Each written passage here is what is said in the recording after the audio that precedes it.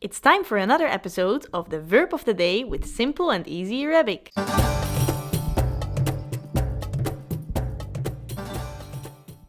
Study. Study as an imperative masculine. إدرس. إدرس. How do we conjugate the verb in the simple present?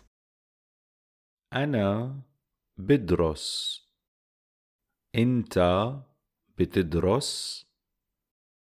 أنتي بتدرسي. أنتو بتدرسوا.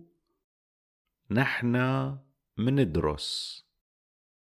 هو بيدرس. هي بتدرس.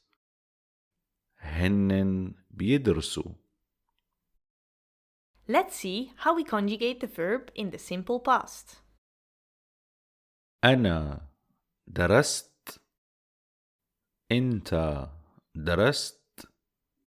أنتي درستي. أنتو درستوا. نحنا درسنا.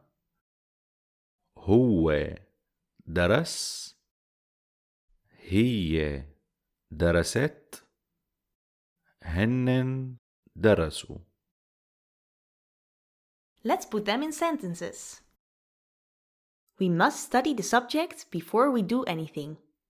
لازم ندرس الموضوع قبل ما نعمل شيء.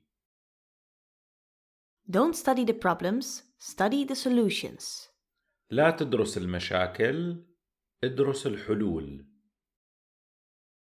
What did you study at university? شو درست بالجامعة؟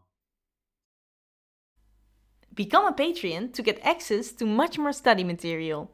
Check it out now! Did you enjoy this video? You can support us by liking and subscribing. Thanks!